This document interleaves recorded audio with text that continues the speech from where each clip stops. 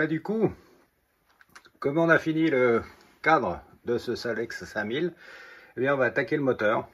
Et la première chose à faire, c'est d'attaquer, de démonter le vieux moteur. Donc vous voyez pas mal de choses, comme ces vis là pour tenir la pompe. Bref, pas mal de boulot pour en refaire donc un petit moteur sympa. On va faire ça, un 39.5 finition noire perf, tranquille. Voilà, bon alors ce que je fais, vous savez comment on démonte un moteur 3008. Je vous reprends à la fin pour faire un petit point sur l'état général de ce moteur. Allez, un petit point sur ce moteur, ben, bien crade, hein, comme vous pouvez le voir. Comme je dis toujours, il était temps. Vous voyez, le vilebrequin commençait à avoir du jeu latéralement. Le piston était, ça se voit pas, mais il était grippé. Donc, bon, bah, c'est pas grave, on va le changer, mais ça se voit, vous voyez, il était grippé dans son cylindre.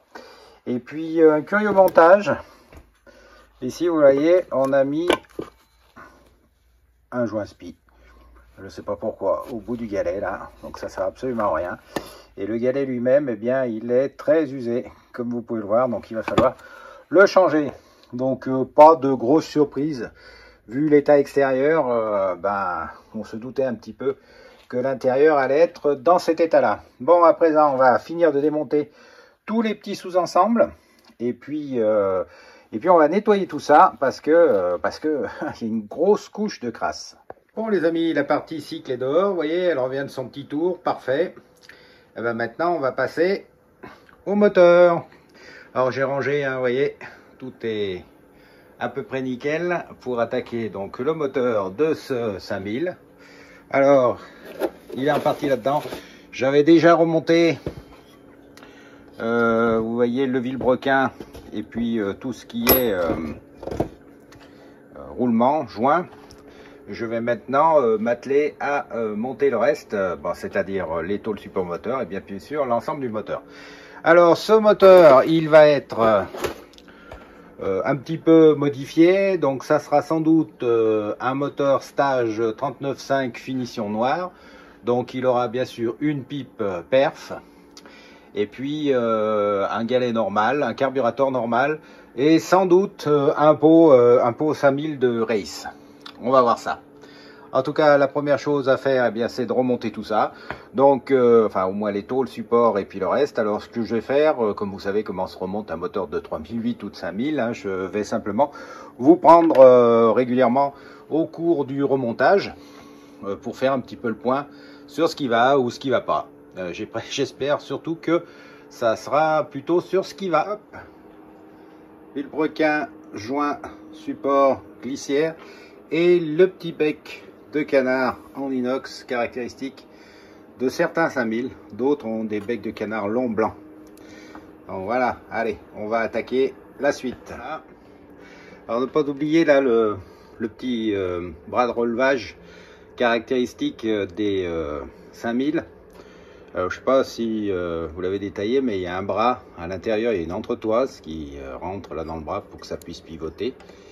Une petite rondelle plate et le boulon traditionnel qui tient la platine. Et là, vous avez un petit ressort, comme les ressorts en fait de suspension, et qui permet que cela joue comme ceci. Voilà.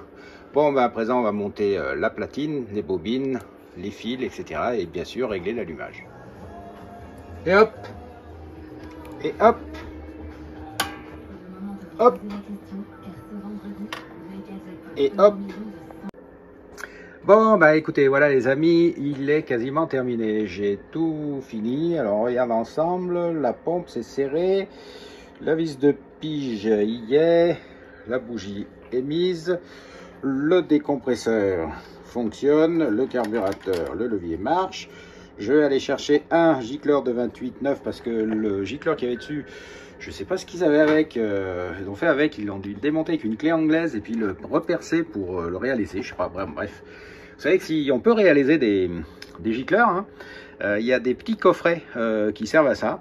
Donc Je crois que j'en ai sur la boutique, il faut que je vérifie. Enfin, en tout cas, là, j'en ai à la boutique, à l'atelier en tout cas, ça c'est sûr, pour réaliser certains gicleurs.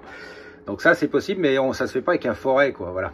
Enfin, ça se fait avec un outil qui ressemble à un forêt, mais c'est assez particulier.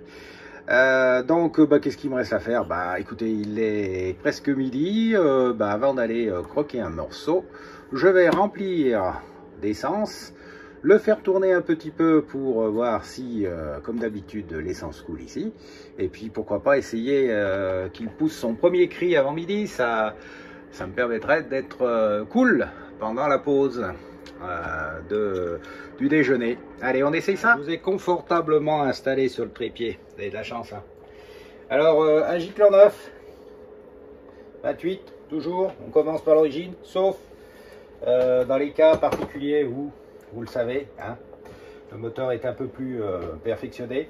Alors, là-dessus, une chose à savoir, tous les gicleurs neufs que vous achetez, soufflez un petit peu dedans avant de le mettre. Ça évite des fois des déboires, parce que des fois il y a des petites particules d'usinage à l'intérieur, et du coup ça passe pas et on croit que ça marche pas. Voilà, enfin en fait ça marche pas. Si, voilà. J'évite l'essence. Maintenant je vais voir si l'essence arrive au gicleur. Et pourtant regardez, on a regardé ensemble là, et puis vous m'avez pas fait remarquer que j'avais oublié quand même quelque chose. Vous voyez ce qui manque? Ouais, je suis sûr que les plus observateurs, chers petits observateurs, bonjour, vous avez vu qu'il manquait le levier de starter. Ah ah. Donc on va le mettre vite fait. Il suffit de repousser ça. Là. 1, 2. Le gros tournevis, non. Voilà. Voilà, avec ça, ça va être un peu mieux. Je voulais mettre le starter, je ne le trouvais pas. Bon, allez, on essaye de voir si l'essence arrive.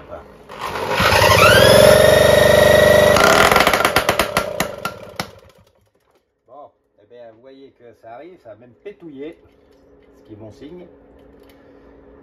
Je vais mettre le gicleur de 28. Je lisse.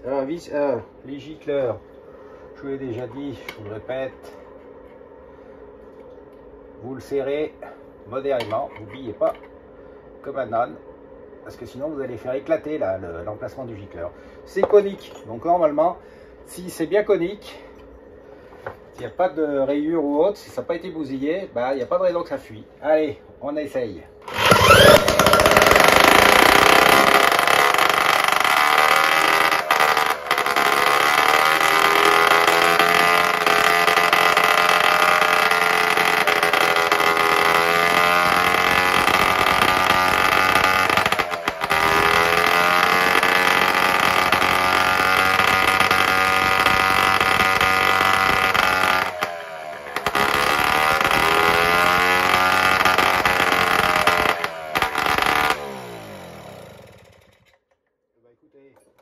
Marche bien, hein. Je trouve que ça va pas mal. Donc là je vais le monter, je vais vérifier s'il n'y a pas de fuite, bien sûr, de partout. Ça j'aime pas trop, là ça dépasse un peu. Je vais vérifier tout ça et puis on va le monter sur la partie cycle pour lui faire laisser au banc, hein, autant que ça soit sur sa partie cycle, avec le pot qui va bien. Voilà, bon, c'est plutôt de bon augure. Allez, bon appétit. Ah, il est presque terminé. Alors, le moteur est greffé. Pas de souci. Je lui ai mis un pot race. Là, donc ça s'est mis sans problème.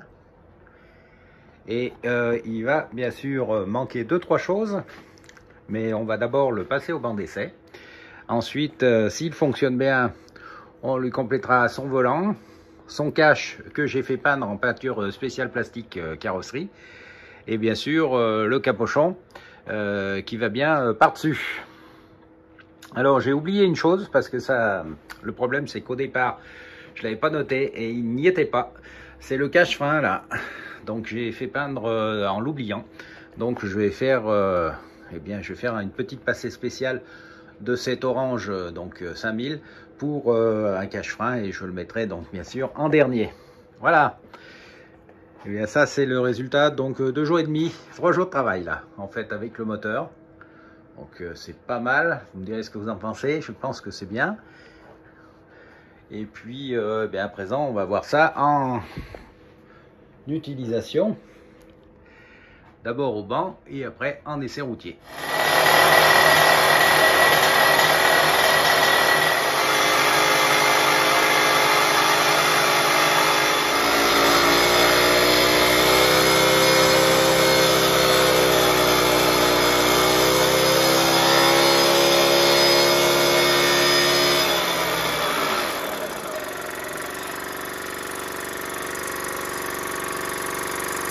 Eh bien les amis, le Solex est maintenant quasiment terminé.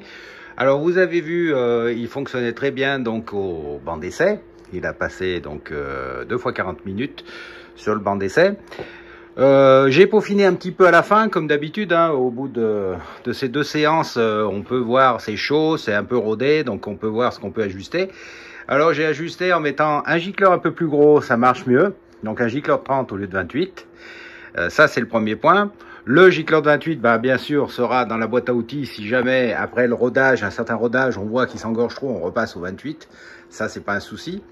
Et puis c'est tout.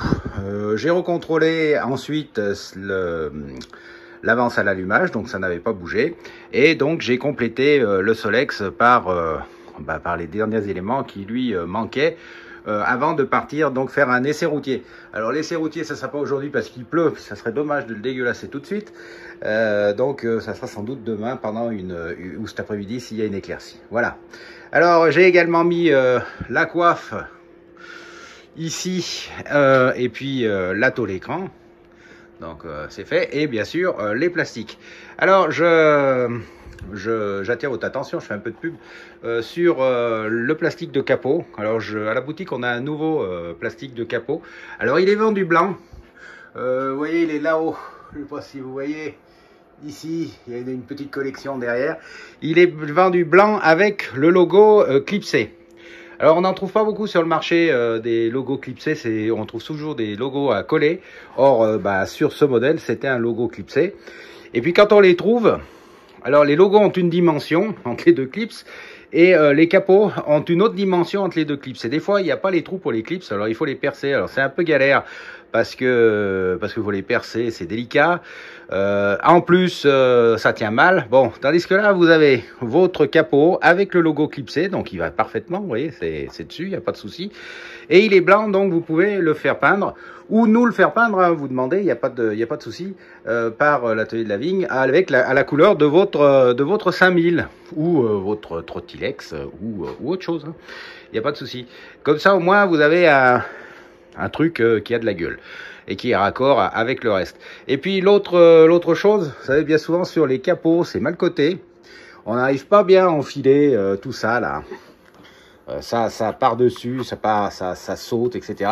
Tandis que là, vous voyez, ça s'emboîte bien. Et donc, on va voir bien sûr après l'essai routier. Mais j'avais déjà essayé avant de le faire peindre. C'est quand même mieux. Et ça tient bien à l'intérieur, comme ça doit tenir à l'origine. C'est bien clipsé à l'intérieur du volant magnétique et tenu par les attaches de volant. Voilà. Bon, petite pub, hein. Vous en faites ce que vous voulez, mais bon, c'est pas plus mal d'avoir un truc qui va bien quand on refait à neuf entièrement un Solex. Voilà pour ce Solex. Alors, petit récap, hein. On l'a entièrement rénové, alors que ça soit la peinture, que ça soit la visserie qui a été rezinguée, que ça soit les chromes qui ont été rechromés, les inox qui ont été polis. Alors là, certains me disent c'est chromé, alors non. Alors par exemple ça et le garde-boue arrière, c'est pas chromé, c'est de l'inox. Donc normalement ça se polit, ça se nettoie, sauf bien sûr si la rouille a commencé à l'entamer, et ça arrive quelquefois. Bon voilà.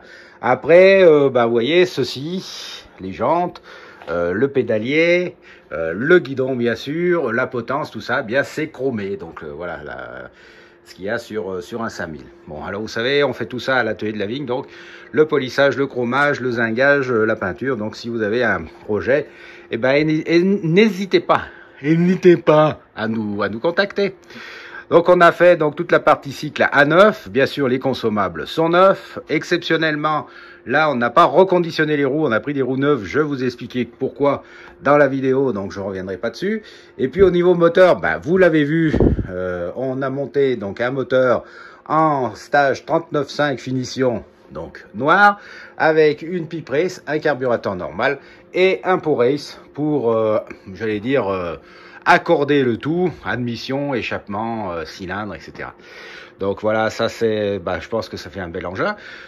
Il manque bien naturellement, vous l'avez sans doute remarqué pour les puristes, les autocollants. Alors autocollants de potence et autocollants de poutre, hein, donc Solex. Mais ça, je les mets uniquement à la fin, quand j'ai fait les essais, si jamais il y a un problème ou s'il faut le décaper, le nettoyer, parce qu'on a eu un souci de rejet d'huile ou autre, eh bien les autocollants sont saufs. Voilà, l'électricité marche, les phares marchent, je les ai essayés, là j'ai redémarré un petit coup, donc ça fonctionne bien.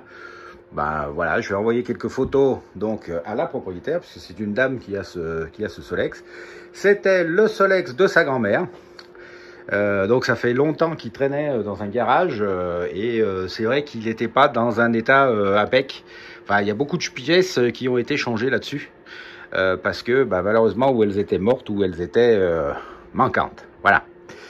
Eh bien, j'espère que cette vidéo vous a plu. Je vous ferai quelques petites photos à la fin du Solex quand il aura fini son essai routier complet avec ses autocollants. J'espère donc que cette vidéo vous a plu. Si vous avez besoin de pièces, n'hésitez pas à passer sur la boutique. Si vous avez un projet, ben, n'hésitez pas à nous faire un petit mail. Et si vous voulez nous suivre au quotidien, les pièces qu'on sort, le travail qu'on fait, etc., ben, inscrivez-vous sur notre Insta. On sera toujours très content de vous répondre dès qu'on a un petit moment. Voilà, merci à vous tous. N'hésitez pas à vous abonner aussi à la chaîne YouTube. Et puis à bientôt pour une vidéo sur ce type de modèle, ce type de moteur. Ou d'autres. Oui, il y en a d'autres dehors aussi là-bas. Par là.